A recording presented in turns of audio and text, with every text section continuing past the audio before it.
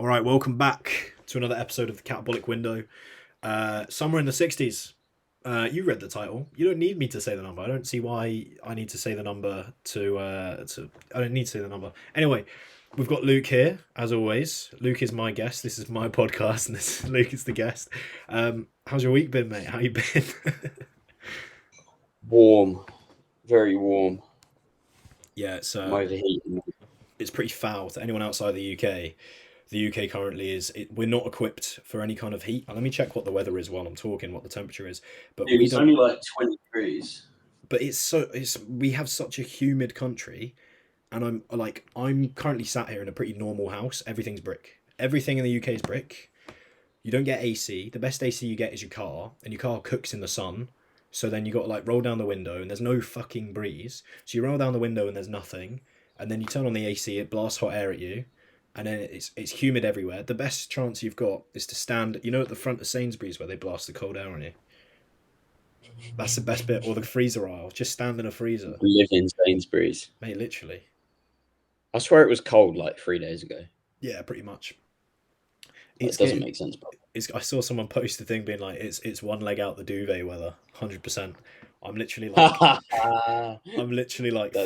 fully half out. I'm 50% that's duvet. me in winter though. Really? Yeah, I'm like one leg out the duvet. You always that warm? Yeah, man. Always overheating, bro. Always It's all overheating. that muscle you're carrying, mate. It's all that muscle. Jeez. Yeah. Man was 169.9 pounds. Incredible. 160 kilos. Outrageous, mate. Ridiculous. No. What are you? You're getting small now, aren't you? I'm 204 pounds. So yeah, my face definitely is less round. I was saying to Luke before the pod, things are moving a little bit slower than I'd liked. So it's been around 8-9 days and I'm down 6 pounds. That sounds like a lot, but it's realistically not. You got to bear in mind a lot of that is going to be water and a lot of that is going to be food volume. Yeah, muscle. It's all muscle. And it's starting to slow down already. Like in the past few days, I've barely lost a pound, which for a rapid fat loss phase is pretty poor. So the strategy that we're going for is just more cardio. Initially, I was pretty hesitant about cardio because of my knee, but I'm just kind of slowly doing a little bit each and every day, building it up and seeing how it goes. And it looks like things are holding up, which is good. If I can get actual cardio done to a productive heart rate, then it will make things a lot easier. But I mean, food's already like sub 3K from when it was just about 5. So this diet's going to suck, but it is what it is. Yeah. Yeah. Embrace the suck, mate. Enjoy the suck. That's the thing, man. Like, like Christian went on about it on Instagram, and it's like, you're choosing to do this to yourself. Like, there's no reason I can't go and just go eat a pizza right now. Like, I could. I'm just deciding not to, right? And whenever you sit there and you're like, your digestion is a reason, but okay. Yeah, true, exactly. I'll get a vegan one. But anyway, people always go like, oh, like dieting, it really sucks or whatever. And it's like, you're still choosing to do this. Like you're still choosing to do this. And ultimately as well, those people that like always complain about their diet, if you did quote unquote cheat on it or deviate from it, what's the first thing you'd feel? Upset. Because it's not what you wanted to do. So when you're hungry and when you have these cravings, you just need to be a bit of a grown up about it and just be like, just have some level of impulse control. I think it's something that a lot of adults in particular really need to work on is impulse control around food. Just because, like right now, if you offered me a burger, I'd fucking love to eat it, but it doesn't align with my goals, so I'm not going to eat it. But right now, a burger sounds great, but I'm not going to have a burger. My life, I've got more going on than the fact that I'm not eating a burger right now. Fair. Yeah, I agree. That's my take on dieting. Dieting summarized in 4 minutes. Pretty much, and as well, like I find myself getting hungry now for meals, and I'm like, good, I'm dieting. This is what I want. I don't want. We're meant to be in a rapid fat loss phase. Things are meant to be difficult. This isn't meant to be easy. So if I feel like, oh, I'm really hungry, I'm really kicking up the cravings, food focus is elevating a little bit. I'm like, this is fine. This is calm. This is what I signed up for. And ultimately, to an extent, this is what we want. Like, imagine my feedback to my coach, hey, mate, let's get in and out this diet phase as quick as possible. I want to get really lean before prep. Oh, actually, I'm really struggling with hunger. He'd be like, mate, one or the other. You know what I mean? You can't just be Yeah, like mate, that absolutely boils my fucking bones. Wait, no, that's not the phrase, is it? blood. Boils my yeah, that's it. When people are like banging on about, oh my god, I'm so fucking hungry. Like you're supposed to be hungry. Yeah, If you're not hungry and you're also losing 0.1 of a pound every week, I wonder why. yeah, exactly. The thing is as well, it's like you're not gonna die. And also, how many times, like people forget this all the time, how many times do you forget that you're hungry? Are you like, you might be sat there at 2 p.m. being like, okay, I'm quite hungry. And it comes around to 4 and you've been doing some work or you went for a walk or you're out with mates and you forgot you were hungry. And it gets to 4 and you're like, oh, I'm gonna eat in an hour or whatever. Like it's pretty normal to experience a bit of a spike in hunger. Like I came back from the gym and I was like, I'm absolutely ravenous. I had a quick shower. I responded to some clients. I was like, actually, I'm not that hungry anymore. I'm still gonna eat, but like, it just goes. Like, and that's the thing. Just because you're hungry now doesn't mean it's gonna go. Doesn't mean it's gonna stay. Doesn't mean it's just gonna get worse. Like it does go, and you're not gonna die. I'm a little bit hungry right now. I'll eat after the podcast. It's fine. That food's not going anywhere. You know, like it's not that big of a deal, bruv. I don't get it. Mate, such a good segue. So we're talking about diet and we're giving some great fucking advice. And Yeah. one of our topics for this week is the worst diet advice that you've ever gotten. So I did a Oh, Instagram whatever about this the other week and I got some absolute bangers in there.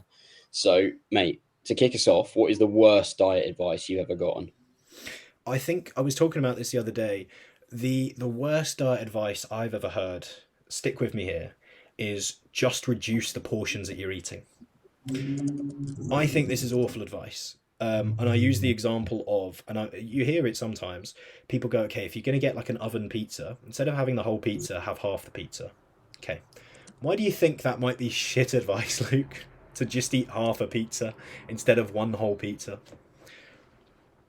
I don't know, mate. Maybe if you're someone that really likes eating pizza, it might be a bit challenging to, just eat less pizza. Yep. And then when you're craving more food because you're fucking hungry, you have something that's incredibly calorie dense and incredibly tasty in front of you. Yep. It's a hell of a lot harder to not eat that than it is to not eat your fucking brown rice. Exactly. Like, if you're, the best thing you can do is swap the food that you're eating, right? If you just eat less of the same food, you're going to feel like you're on a diet.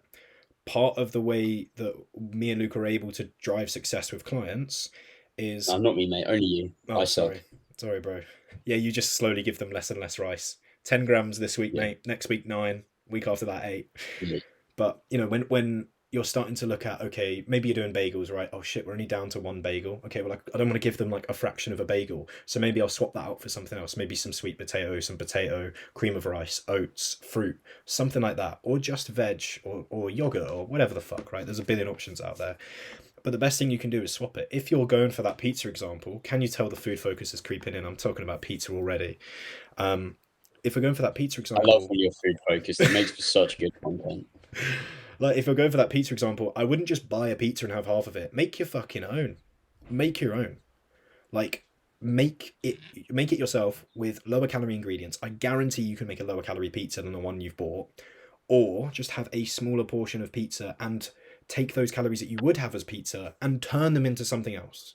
Don't just eat less, right? If a pizza is going to fill your calories but not your stomach, then swap it for something else because it's just not worth it. We're looking for foods that fill the calories but also fill our appetite.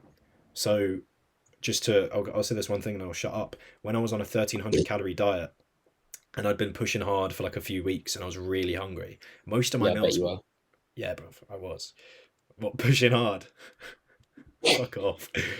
Um, Most of my meals at that point were not chicken and rice. They were spinach and egg whites. That was most of my food.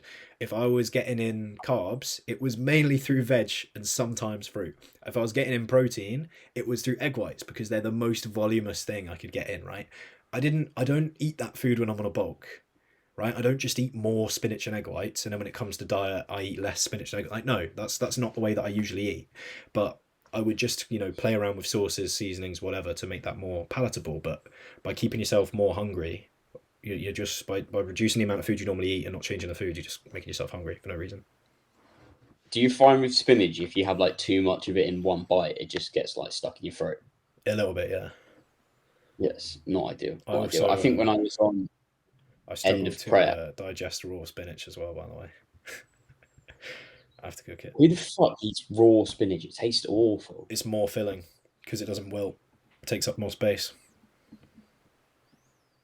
Yeah, but it tastes shit.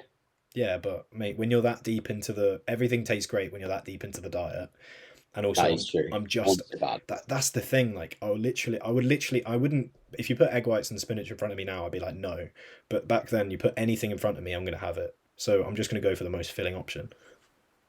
It's just given me. It's just reminded me of what the best piece of diet advice you will ever get is. What? Never take food recommendation from somebody that's hungry. Yeah, yeah, yeah. It just doesn't work, mate. It just doesn't work. What I was gonna say was when I was on like end of prep, I Mm. think my first meal was like one whole egg and then like fucking 300 milliliters of egg whites, and then just tons of veg.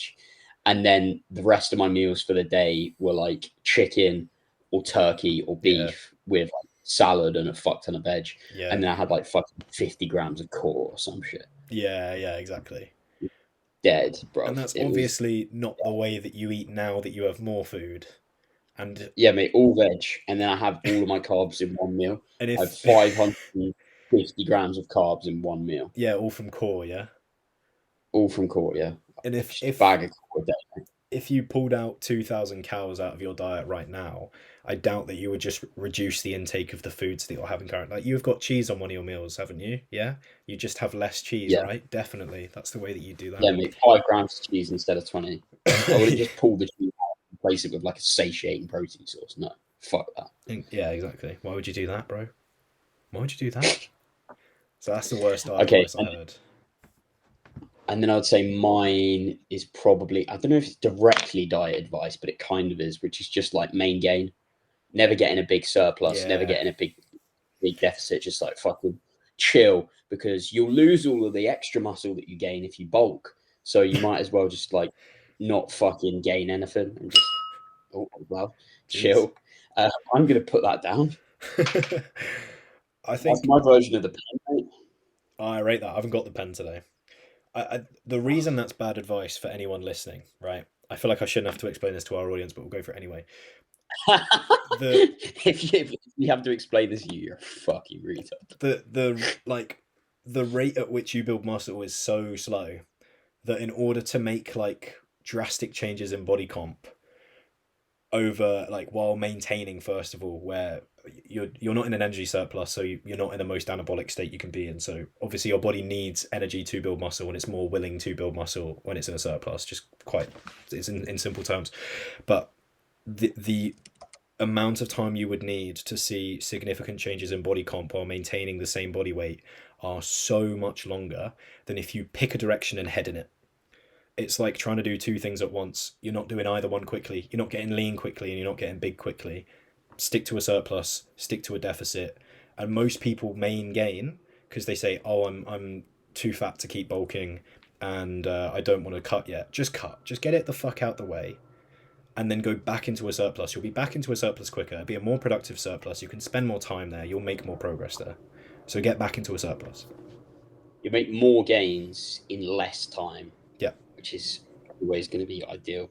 Or you could just take gear. That works as well. I heard that one works well. Even then, recomping is still the Yeah, like slower of the it options. might happen the first time, but it's not a fucking continued thing for sure. Yeah, if you went to peak exposure, if you went to a new highest amount of drugs, you could recomp for a little bit. But I don't. Again, I don't see why you would, because you're just going to make more progress in a surplus, and you're just going to get Yeah, is leaner that in what they mean deficit. when they say touching new loads? Go to put more drugs on. No, that's usually what me and the boys get up to. Boy, cheeky, Touching cheeky. you. Okay, so now we are on to Yeah, your worst diet advice. Fuck me, we got a lot of these. the listeners. Some of these will be proper quick. Yeah. White rice is bad. It has to be brown rice, mate. What's your thoughts? Brown rice has more fiber, but it does taste like shit. I'd rather just eat white rice and have more veg, and have more size on my plate for the same amount of fiber. I feel like that would be more Yeah. filling, if anything. Although if you're really hungry, brown rice can be great because you just don't want to eat it because it's shit. That is a very, very good point, to be fair. Like, if you are very food focused and you're not looking forward to your next meal, like you could take it or leave it, that's not a bad spot to be in. You don't want to have something hyper palatable to really get your mouth watering, because then once it's gone, you're just going to Yeah, mate. be. When I'm hungry, I can like rinse rice. Yeah, yeah. I remember. Yeah, to be fair, there've been a few times where I've been so hungry that the thought of rice is just like ungodly, just amazing. But yeah, Truth. Don't eat fruit because sugar is bad for you. we've Fuck my definitely covered life. this before. It's not the same type of sugar. They work very, very differently. Sugars in fruits to sugars in, well, like processed sugar. If you don't believe us, go Google it. Correct. Go vegan. I don't see what the fuck that has to do with fat loss, but okay. I think the only reason that you can realistically justify going vegan is an ethical thing. Like it's not There's no. healthier. Any the fucking documentary studies that prove that it's healthier are the most cherry picked nonsense I've ever fucking seen in my life. Yeah, there's no arguing with the ethical benefits, but the thing about an omnivore diet compared to a vegan diet, and that's an omnivore diet is where you eat everything, or you can eat anything, is it's just going to be better for performance because you've got the vegan diet plus. Like me as a meat eater, I can eat vegan food. So Yeah, I if bet you, mate. if when there's studies talking about, oh yeah, beetroot nitrates, it's great for the pump. I can eat beetroot. I'm not a carnivore. Like I can eat beetroot, but I can also eat chicken. So yeah, I think the thing about veganism, it's just going to come down to ethics. It's not going to be performance enhancing, because if we're being honest and we take ethics out of it, it is just a stripped back version of the food that you're already eating. There will be some things that you will be missing out on, and you'll have to work your way around. Correct, Yeah. correct, correct, correct. Mashed bananas is not a sin. It's exactly the same fucking calories as a normal banana. Thank you. That's the next one. That's the Weight Covered it Watchers one, isn't already. it? Fuck you, Slimming World. Yeah, Slimming on Weight Watchers. I'm assuming. I don't know. Is the idea that you eat it quicker, or like you Well, it's don't? just less volume, I suppose. Yeah, so you're more Yeah, likely to overeat it. But then, at the same way, pasta is zero sins. pasta, Yeah, bro. pasta. Make it make sense. I could sink 700 cows of pasta right now, easy. What, Yeah, exactly. bruv? I'm convinced. You know, I reckon they've done it. They put like some of the tasty foods that people don't think are that bad as like free foods, Mm, so that people keep doing it and then they stay fat and they keep going back. probably. I mean, I know I that reckon that's what pasta is quite filling for a lot of people. Granted, but there are more filling options for less calories. They're definitely not free.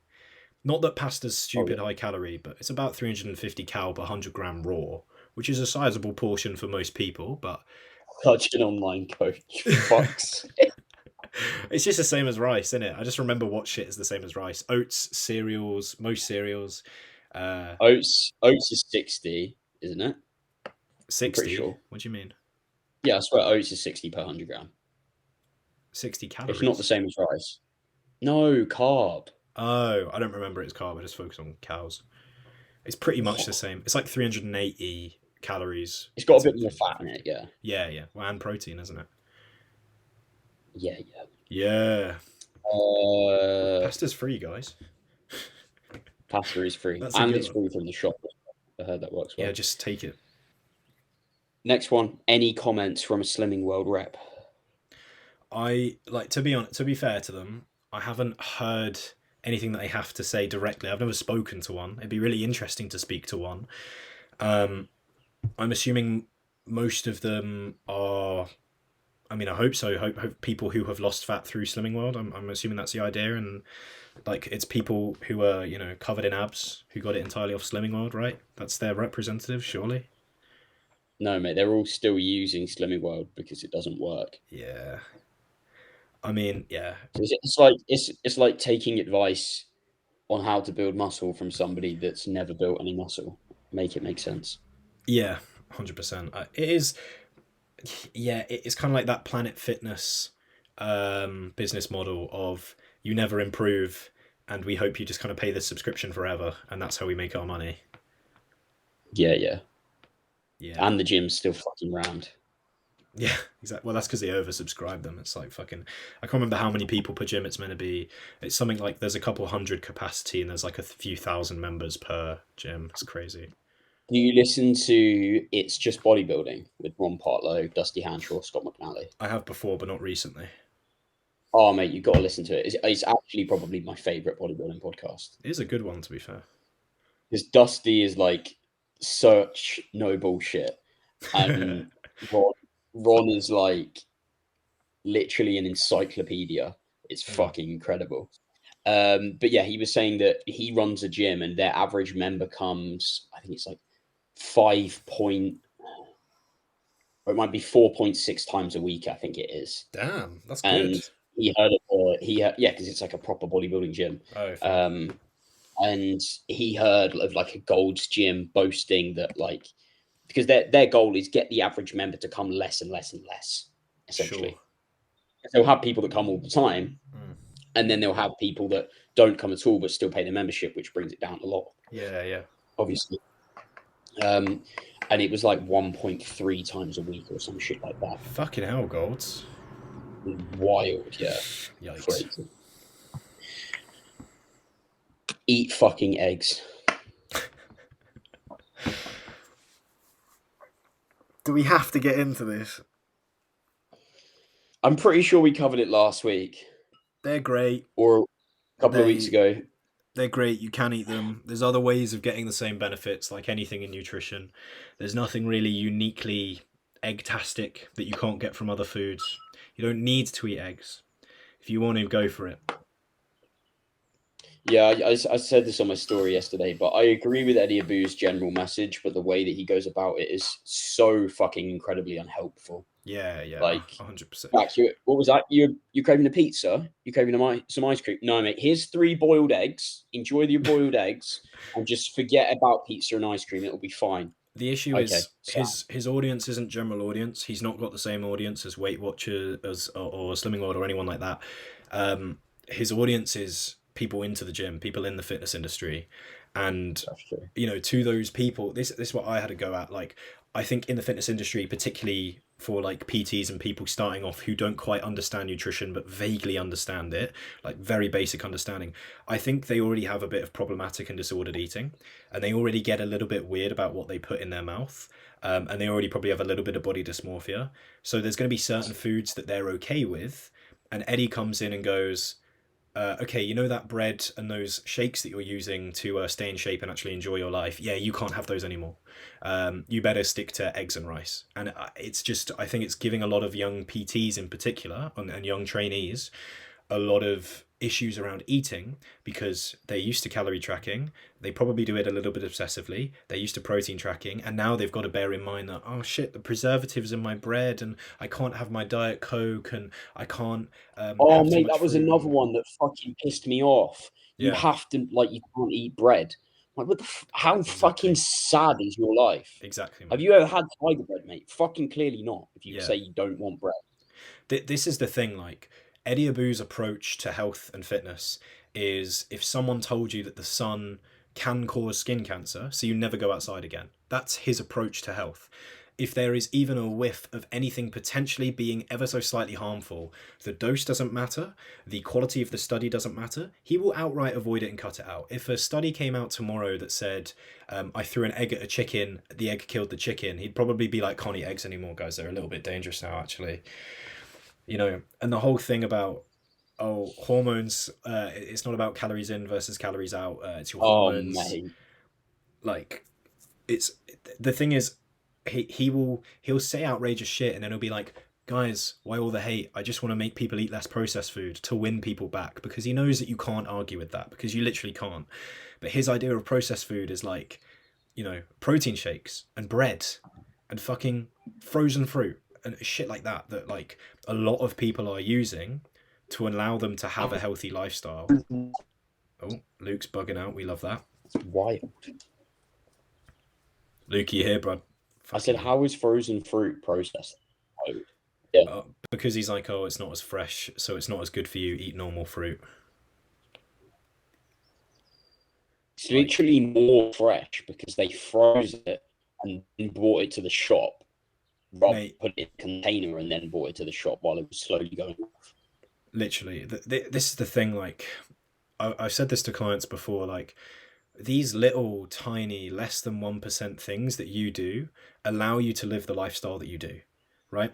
Eating bread to a lot of people and being allowed protein shakes and stuff like that, it keeps them from going off the deep end and eating a cake or giving up the gym. Imagine in your early years of lifting now, if you got into it and they were like, yeah, you can't eat bread, you'd be like, I don't fucking care about it. I don't want to live this life. Like, if this is what getting in shape means, I don't want to be in shape. Do you know the amount of people that's going to push away? He's raising the barrier to entry to the point where no one's going to fucking do it anymore, because you have to be absolutely perfect in a way that he deems perfect and avoid foods that he deems bad based on little to no evidence at all, and in some cases the complete inverse of evidence.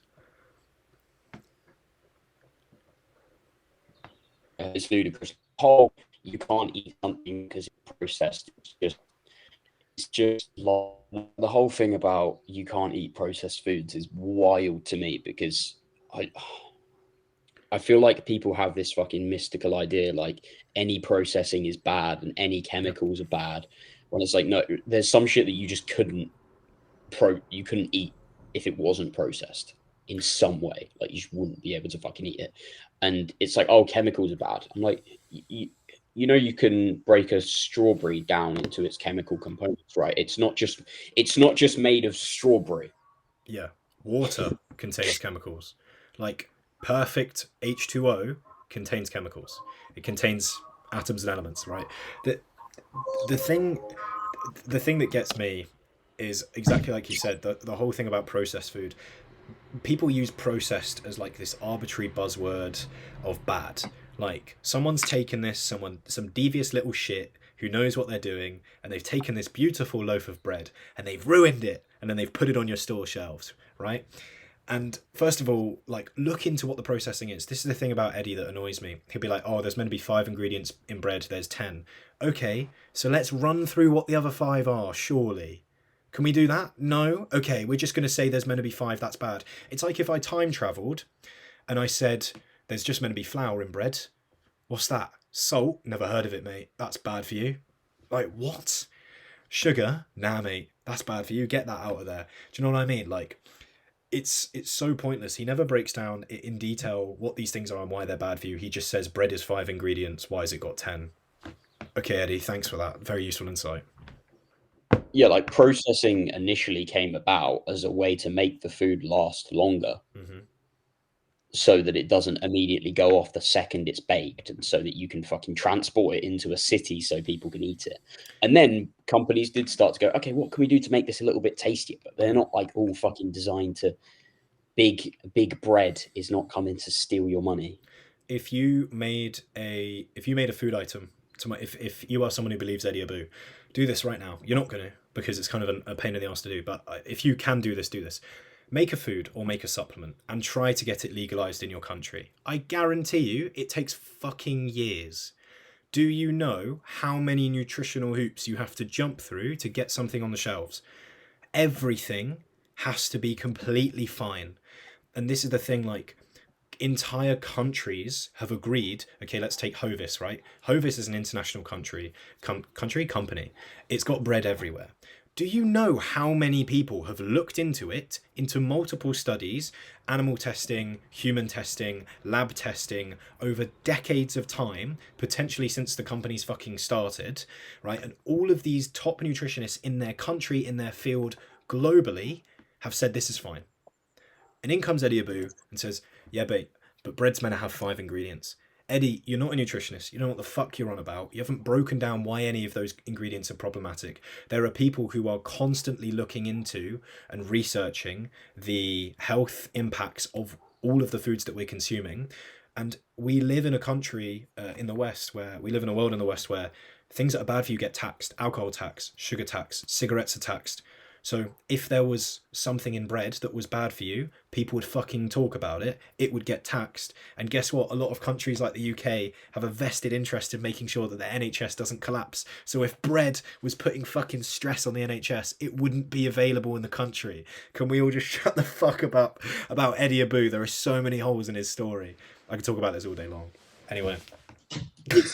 It's so jarring when like somebody will really think through their rebuttal to what he's saying, and his response is like, "No, you're an idiot. Eat an egg." Yeah. But he Like, knows what he's doing. It's not a reason. The thing as well is more and more, like, you know, when you first start like learning about nutrition and you learn like red meat's more acceptable than you think and salt's more acceptable than you think and dairy's fine, and you learn all these kind of like facts that like you didn't know before, right? And I think some people get too carried away with that idea of like, I know more than you. And I think people view nutrition almost as this conspiracy theory where, you know, now the trending thing is like to have raw honey, raw milk, lots of red meat, lots of salt, and you know, kind of like steer away from protein powders. It's like you start. Did you not hear that? No, what the fuck did you say? You're going raw milk, raw honey, raw meat. I was like raw sex. Fucking hell, man, Jesus. Yeah, that's I back that nutritionally, to be fair. But anyway, Jesus. But Burns anyway, more like calories. I think it's really cool and trendy to be like, I'm on the inside of nutrition. I know what's up, and you guys are all fucking sheeple. But in reality, I'm sorry, there's not really a big conspiracy. You start the gym before you start the gym. You go, oh yeah, protein shakes are probably bad for you. You learn, oh actually they're fine, and then people seem to do a flip where they go, you drink protein shakes, bro. That's not real protein. Sorry, kid. Pat on the head.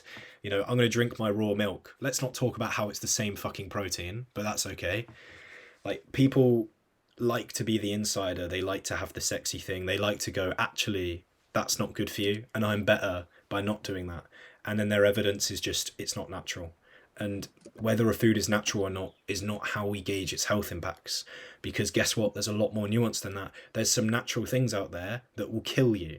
There's some natural things out there that are great for you. There's some processed things out there that could kill you. There are some processed things out there that are great for you. So we need to look at the food itself and not the fucking way it's made. Anyway, I'm going to shut up about this. Great tangent, mate. Great tangent. Cheers, brother. Actually, it wasn't really a tangent. It was kind of the topic. Yeah. Go carnivore.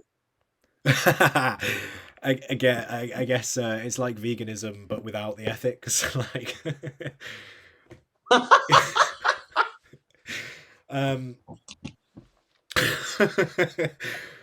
That's killed me.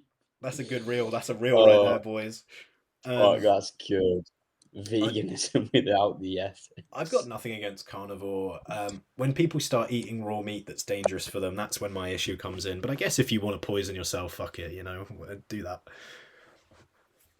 It's what I find hilarious is like, of all the things that people can come out with, like, you can kind of understand why people are like, oh yeah, processed food is bad for you or something like that. Mm. But to sit there and go, no, vegetables, mate, they're the problem. You can't have any fucking vegetables. Yeah. Your nan was wrong. Vegetables are bad for you. Yeah. Ow. It's like nutrition 101. The more veg you eat, the lower your chances of all-cause mortality. Like, it's one of the most researched things of all time. You know, the more sleep you get, the more water you drink, the more fruit you eat, the more veg you eat, the more you move, all decrease all-cause mortality. If you want to live longer, eat more fruit or more veg. Statistically, you will. Yeah, the carnivore is fine. It's just, it's lacking a lot of...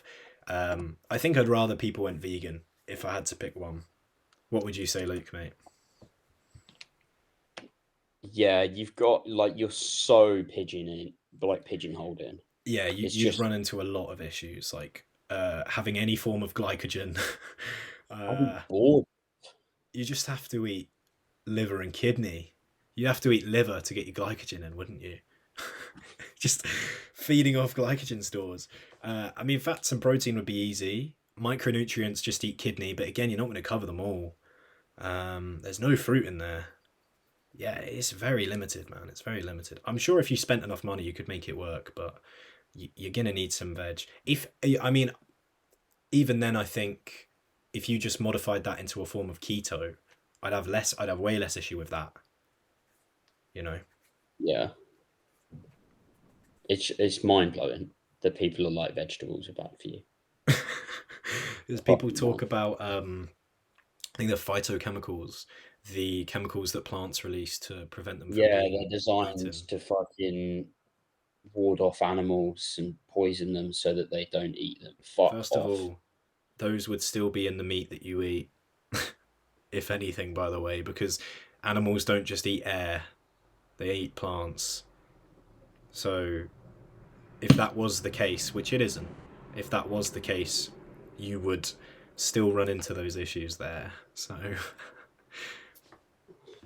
don't know. They didn't think it through. They didn't think it through. No, they Another didn't. one, another one that pisses me off is when somebody who hasn't got famous for knowing about nutritional Mm. training then gives their nutritional training advice from their very mediocre program and mediocre physique. This is the one thing that Paul Carter does right. I think, well, he does a few things right. Let's be fair to him. He does a few things right. He does a few things wrong. But he's always been like, I'm the training guy. I'm not the nutrition guy. This is how I eat. I like to eat this way. And for that, I really have to give him major props because he's not a nutritionist. He's not claiming to be. He's not claiming to be a source of information on this. And I'm sure that he has got some good information to him because he is a somewhat knowledgeable guy in some areas. He fucks up quite frequently, but that's okay. We'll forgive him. But, but like, I'm sure he has got some good nutritional knowledge in there. Like, yeah, 100% agreed. I think if it kind of goes for anything really, if anyone it has a career unrelated to the thing that they're trying to educate on, and then they're trying to educate on it, and yeah, it's just a little bit like it's never usually a good sign. I'm sure there are some exceptions, but it's never usually a good sign. For sure, for sure. Right, next one. Where are we at? Holy shit! How many of these have you got? Mate, uh, 6, 12, Oh 18. shit! Okay, keep going. Damn. There's a couple that are like repeats, but All right. to wear a blood glucose monitor to tell your non-diabetic body what it should eat. Fucking banger, mate. Do you know what I found out about these the other day, which I just think is I know hilarious? exactly what you're gonna say. This is from, Mac Nutrition, Mm-hmm. the guy that runs that. I think it's Martin McDonald, something like that. Yeah. But yeah, he was talking about on his podcast how if you give the same person two different blood glucose monitors, it tells them different shit. I'm like, oh, Yeah. it's hilarious. Yeah. Hilarious. Yeah. Do you want to go into detail on that one or not really? I've done a lot of talking. I don't mind. They're a fantastic tool for somebody that is a type 1 diabetic. Mm-hmm. But just because you are diabetic or not diabetic at all or trying to lose weight doesn't mean that it's a fucking useful thing. Yep. The reason that they're so good for people with type 1 diabetes is because they will literally fucking die if they don't know how much insulin they need. And that's why it's important. But it's not like carbs and insulin and fucking sugar is not the reason that you can't lose weight. It's your total fucking caloric intake, which is influenced by the foods that you eat and how much extra shit that you eat when you get a craving and your hormone levels because you've been fucking yourself up for the last 6 months dieting like a fucking nonce. Boom. The only time that I Oh, would say it has application within what we're talking about would be if you're enhanced bodybuilding and you are using insulin. Um, oh yeah. or if you're really pushing a high amount of carbs and you want to see how your blood glucose is managing that. But for the most part, I'd use it exclusively with clients using insulin. We might take some readings before putting insulin, but if we're using insulin, it makes sense to see what the fuck's going on. But outside of that, it's not something that I would ever really do. Agreed. Sugar is worse than alcohol. Oh, okay. I think I see where they're coming from in that I'm assuming that they're trying to say. I think what they're trying to say is sugar is more Moorish than alcohol. I'm assuming that's the only way that could make sense. Like sugar. I took that as like a health thing, to be honest. Oh yeah, maybe you're But right. I just don't see how that's a thing. Alcohol is Like literally alcohol a is quite toxin. literally a poison. There we go. We just agreed. Yeah, you can't compare a fast acting carbohydrate to something literally poisonous to you. Um, and even then, if my assumption was correct that they're just saying that more people like I was overeat. just checking out that fade. Yeah, mate, it's fucking tidy. Let's see the side again. Jeez, I need to get my fade retidied. Oh yeah. Let's, yeah, mate. Look at it like this. Okay, so you can't see the head. For those listeners at home, Luke is covering up the holes in his hairline. It's not that bad, bro. This Nah, it's side's really worse. cool. It is a little. This side's That's worse because for you wear sure. your hair to one side. You know, it's pulling your hair. Yeah. Okay. Right.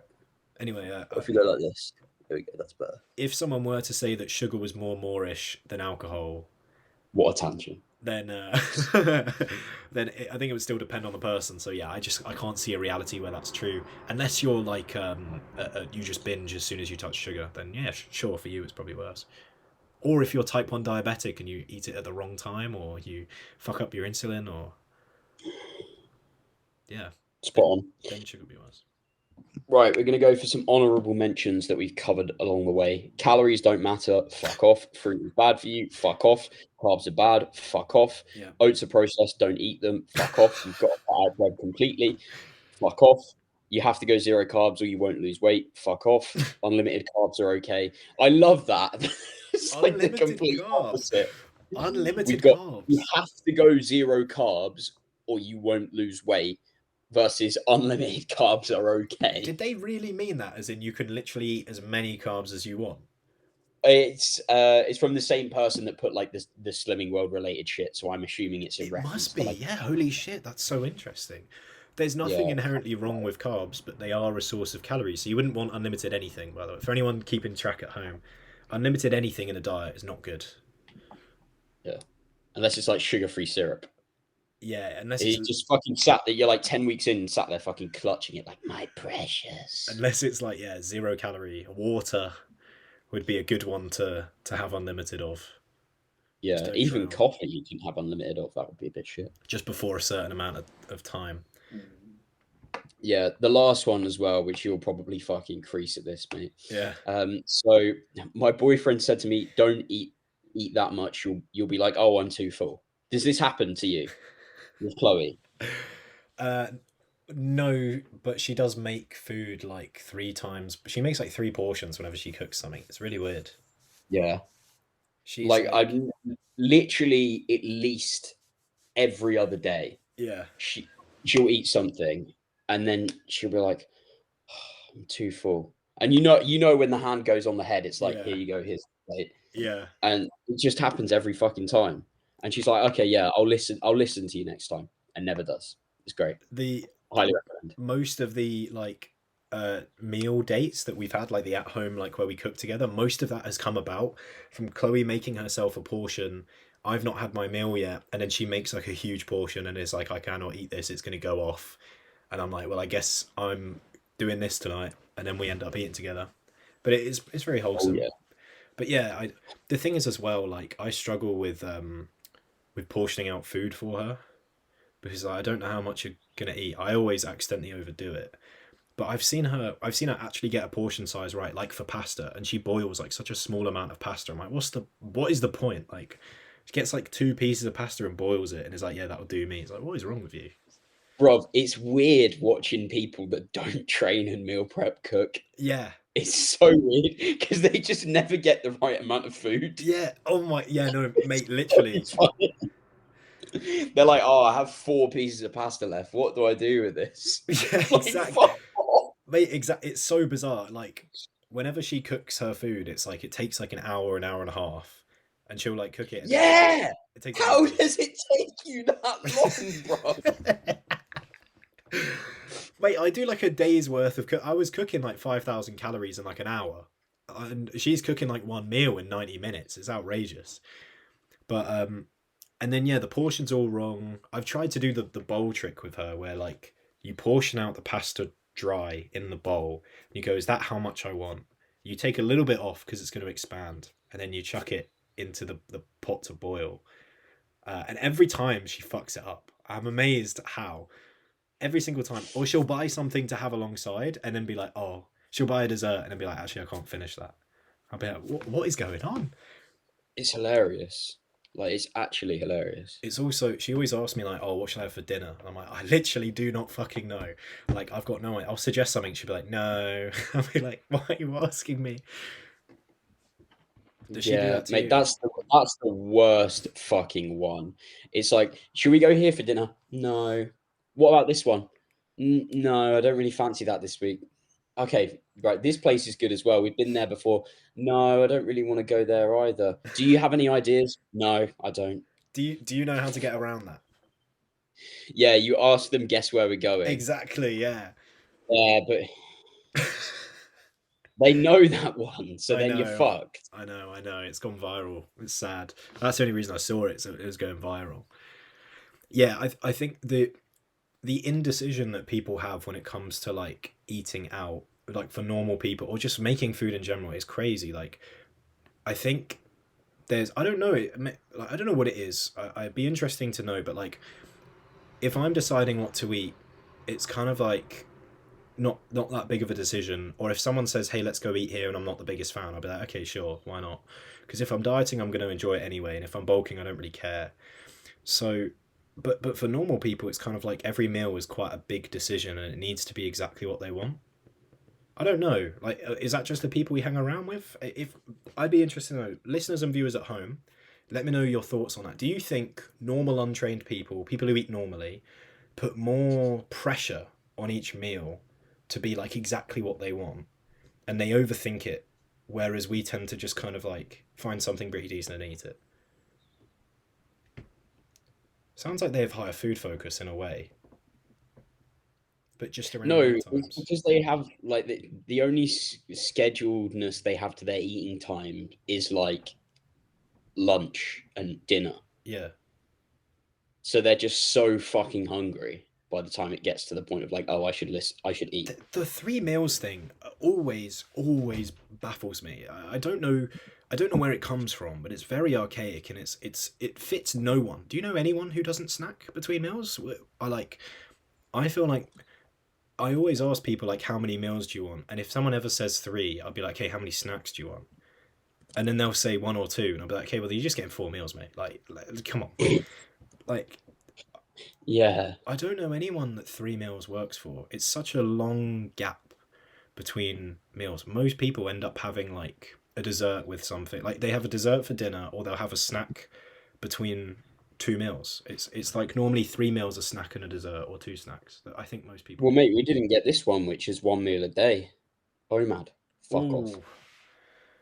I um I can't imagine that being pleasant for Nah, I can't imagine that being fun at all. Where would you, if you were doing OMAD, where would you rather have it? Would you rather get it out the way for minimal food focus, or would you let your food focus build up throughout the day towards I it? reckon I'd have to have it like 5 p.m., something like that. What's the Because thought then I've process got like behind that? a good amount of time to get hungry, Okay. but not so much time that after I've eaten a shitload of food, I'm not trying to go to sleep, like really Ooh, uncomfortable. that's a good point. What would you have for your OMAD? Because a meal is ambiguous. Would you just kind of have like would you have multiple things or would you have one big meal? Probably like a Domino's and a cookie dealer and ice cream, mate. Oh no, wait, that's most people's off plan. Sorry. What? I feel like I would have it probably maybe a bit earlier.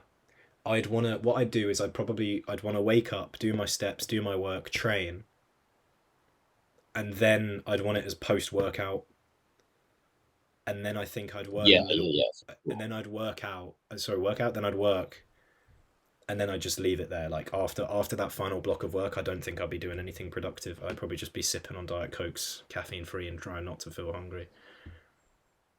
Oh mate, I've got a Diet Pepsi in the fridge. I'm so excited. Fucking love them. Pepsi Max Cherry is the goat. That's And what if I'm you telling you. disagree, you have shit taste buds. True. Fuck off. Right. I Last topic, mate. We Yeah. have to answer this because it is a request from the man himself, DD_bodybuilding. Oh shit! I've got a consultation with him after this. Yeah. Fucking okay. If he asks his question, say sorry, mate. You got to listen to the podcast. We've already spoke about this. All right, I'm ready. Yeah. Hit me. Okay. You better fucking sort him out. All right. I will. He's got a Sort lot to sort out. I'm gonna have a go at him on the consultation. I'm like, "What are you doing, bruv? sacrificing so much progress. This is outrageous. You're doing a 2-second instead of a 3-second eccentric. Get out of here." Yeah, get pulled Mate, up that's the you know what? That's the best feeling ever when you're like reviewing someone's form footage. Yeah. And you're like, honestly, mate, like I don't really have anything to complain about. I know. It's brilliant. so good. You're like, have I done a shit job here? And it's like, oh no, wait, hang on a second, because it used to be really shit and now it's good. And Yeah. it's like, oh, okay, just send me something if it hurts, if it's a new exercise, or I've asked you to change something. Yeah, So, yeah. Mate, 100%. So good. Anyway, question. Right, go on. Volume increases in a mesocycle. I've never done this before. Don't understand when to implement it and what to implement. I gave him a bit of advice back and forth, but how would you cover this? It's not always necessary. A lot of people get volume FOMO, I think, nowadays. Volume FOMO. Yeah, like, people hear about dynamic volume training and then they're like, oh, I haven't added volume, I must be missing out. Fuck off. Dynamic volume training. Yeah, because it changes up and down. Whereas most people do static. Why do you need to call it that? Because, well, what are you going to call it? I guess volume escalation is the other phrase that people use. Fucking do more sets. You need a fancy name. If it fits your sets. If it fits your sets. IIFYS. Oh, that's jokes. It's not something that you always need to do, but if you decide that you do want to do it, I'd start off with a very low amount of sets, potentially lower than you'd usually do, because again, this is going to be very novel to you. And I would typically add it to movements. I wouldn't add it to everything. I would add it to certain muscles and predetermine what those muscles are going to be. I would add probably 1 to 2 sets max per week per body part, and maybe add it to 1 to 2 body parts max. Usually one big one small one is a great way to kind of approach it. So say if you wanted to like focus on your legs, you might do a quad and a calf, right? Or if you wanted to do upper body, you might do a back and a delt, something like that. And typically you do it if you're not running into a lot of overlapping soreness, if you're able to apply yourself to all those sets. If you do 2 sets on a chest press and you're like, that was easy, I don't feel too battered off it, I feel like I could do another, then chuck it on there. What are you going to say, mate? Dude, fucking nailed it. It's almost like you know what you're doing. Weird, man. Fuck, man. Yeah, all really, really good stuff. Like, the only other things I would note is a lot of people get worried about the progression if they've, like, say, just added, it's their first pec exercise and they've added a set. And they're like, why have I not progressed the second one? Because you've just done an extra set of pecs before it. They're going to be a bit more fatigued. You're going to have like a couple of reps less, maybe. Yeah. It's not the end of the world. So it's just something to bear in mind there. But I like the way that you put that as well about like one big, one small, like especially first time round, like two set additions. Now that I've been doing it for a while, the only time that I'll add like 2 sets to the same muscle group in the same session is like very first week of the training block. Yeah. Going into week 2, where I'm like, this was piss easy. And the way that I summarize dynamic volume training if it fits your sets. If it fits your sets. We're making that a thing, mate. We are, mate. If it fits your sets. Is the first week should feel like you haven't trained properly, and the last week should make you never want to train again. Yeah, that's a very good way to put it. You're going to have to pull back to push forward. For a first meso, if it fits your sets, it's going to be very much like tender walking forward. Your meso is probably going to be a little bit longer than you intended. You might end up with like an 8 to 10 week meso instead of the usual like cool 4 to 6 that most people who are really cool do. And once you've got an idea of like, I'm not the biggest fan of counting sets, but once you've vaguely got an idea of, how many sets per week, per body part, per session, roughly, and you know where that kind of ceiling is for you, then you can start to kind of tweak and play around, and you'll notice over time that ceiling increases. And then like you said, you can start to kind of play around with like escalating chest and back and escalating quads and hams and, you know, escalating multiple things at once as well. But start off slow, especially if you've never done it before. You're gonna struggle with recovery and with intensity. That looks really funny on camera. Wobbly bear. Specialised the thing, mate. Yeah, bro. The Jeez. Joe Jeffrey specialization blocks. Everyone fucking loves them. Yeah. What was I going to say? You do realise this isn't. You can't call that if it fits your sets, though. If it fits your sets, would be you have 6 sets of chest to do. Do them on whatever machine you want. Yeah, that's what Ben Shepherd does, isn't it? I'm not sure. Because he was saying he swaps out a lot of his lifts quite frequently. I think he does if it fits your sets. What would you call? I'm sure he doesn't call it that. So I guess it would be like so. Static volume would be like a meal plan. Nah, because even that goes up and down. Fuck. No, it would be Vertical training. If it fits your sets, would be like doing whatever you feel like on the day and not really having a logbook and just doing like a similar amount of work. It's like if Sam Sulek counted sets. Sure. Yeah. I think this podcast has passed the point of good quality. Viewers at home, if you can think of a better name than volume escalation or dynamic volume training. Dynamic volume training does sound good, but I refuse to call it that. I tend to just call it dynamic volume or static volume, really. Yeah, fair. Those are the two things that I'd call it. That's my phrase. If you at home can think of a better way of enunciating it, then go for it. I feel like people are just going to call it JP or Physique Collective. JP or Renaissance Periodization. Yeah, no, that's a better one to be fair, because PC don't always do it, but RP pretty much do. So yeah, RP versus JP. RP. You know, Joe coaches Jared. Yeah.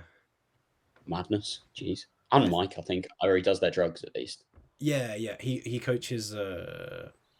Yeah, it must be phase periodization and PDs because they both use the RP suite for food and training.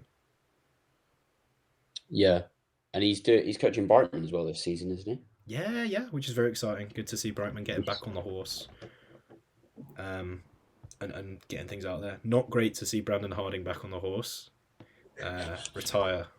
Sorry, that was harsh. Brandon is great. He's got a lot of natural talent. He really needs to just fucking apply himself. Mate, that happens all the fucking time. People that have got a lot of natural talent just get away with it because they do fuck all for 4 weeks, and then they can make 2 months of progress in 2 weeks. Yeah, so it just doesn't matter. Did you see? They just get back to their best like so quickly. You see his shots like 4.5 weeks out currently. No, I looked at them. It was on like. You reckon he checked in this season? Oh, fucking probably not. But I looked at them on buys and tries. I was like, I don't see any progress, man. And it's like, he's going for his pro card. Brandon's going for his pro card. He's always going for his pro card, man. He's been going for his pro card for yonks now, and I think his physique stayed the same every single time. He's got so much raw potential. Brandon, if you're listening, I know you are. You've got so much raw potential, mate. First of all, I know you're a big fan of the Catabolic Window podcast, so thanks for that. You got a lot of potential, Brandon. You just need to stop selling cuffs and start fucking applying yourself, mate. Listen to your coach. That's not me, that's Callum. I think he's still coached by Cal, right? Yeah, probably. I heard he's been after you though, to be fair, mate. Yeah, he's been in the DMs, but like I didn't want to poach. Trying to get on your case. I didn't want to poach off Cal, because me and Cal are homies. Please outro this fucking podcast. Me and Cal have a pact where he says he gives me injuries so that I can't outlift him. So that's why I'm always injured. Anyway, thanks for listening to the Catabolic. You can't outlift him even when Cal doesn't train. Yeah, Cal's strength is insane. Like the consistency of it is mad. But fucking hell. Anyway, thank you for listening to the Catabolic Window. Next week's guest will be Cal. We will be talking to him while he's on the pendulum. He will be doing a template pendulum, and we'll be talking to him mid-set. So tune in for that. If you guys want to see anyone on Catabolic Window, in all seriousness, let us know, and we'll see what names we can pull out of a hat, because that'll be interesting. And thanks for... Sorting hat, mate. Harry Potter shit. Exactly. And the takeaway message of the pod is get onto Weight Watchers, get onto Slimming World, and bin us off, and we'll join you there in the thick of it, in the Slimming World changing rooms or whatever the fuck. Your mum's pretty thick, mate. Woo! Cheers, guys. Bye.